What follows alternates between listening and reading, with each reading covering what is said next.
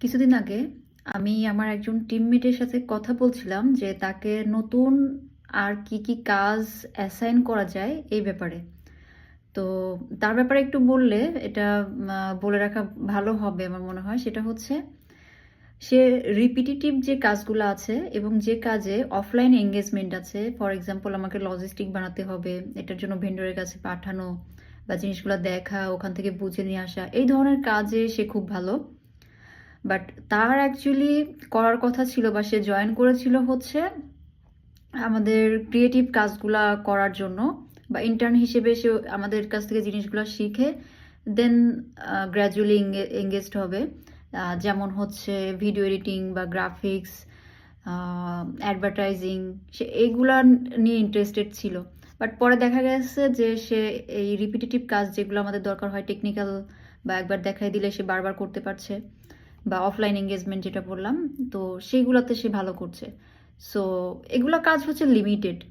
But যেটার জন্য সে ফার্স্টে জয়েন করেছিল বা যেটা নিয়ে তার কাজ করার কথা ছিল, তো ওইটাতে যখন সে স্টার্ট করবে, বা আমি জিজ্ঞাসা করছিলাম যে আসলে এখন কোনটা করতে পারে, আমি তাকে বললাম ঠিক আছে সে সেলস কল করবে কিনা।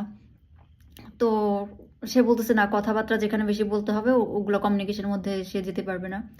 তারপরে সে ভিডিও এডিটিং করতে পারবে কিনা, বা করতে পারবে বলতে সে শিখবে ডেফিনেটলি। আমাদের যে লিড ডিজাইনার বা এডিটর আছে তার আন্ডারে শিখবে। তো সে ওটাও পারবে না, তার কাছে মনে হয় যে এই কাজগুলো খুব ক্রিয়েটিভ কাজ এবং সে ক্রিয়েটিভ না। তো এই জিনিসগুলো নিয়ে তার সাথে আমি প্রায় 1 ঘন্টার মতো কথা বললাম যে আসলে আমরা মানুষেরা পারি না বলে কোনো জিনিস নাই।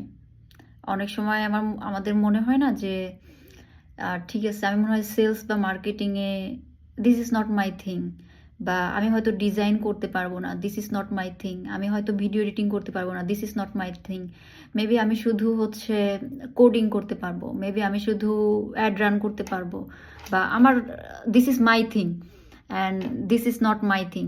তো এরকম কিন্তু অনেক সময় আমরা ডিফাইন করে ফেলি, আমাদের আইডেন্টিটি সেট করে ফেলি। বাট আমি রাইট নাও একটা বই পড়ছি, সেটা হচ্ছে breaking the habit of being your self. এই বইটা লিখেছেন হচ্ছে ডক্টর জো ডিসপেনজা। ওনার বেশ কিছু বুকস এবং প্রোগ্রাম নিয়ে আমি রিসেন্টলি স্টাডি করছিলাম। সো এই বইটা অ্যাকচুয়ালি এই কনসেপ্ট যেটা নিয়ে আমি কথা বলছিলাম এটার উপরেই, যে how to lose your mind and create a new one.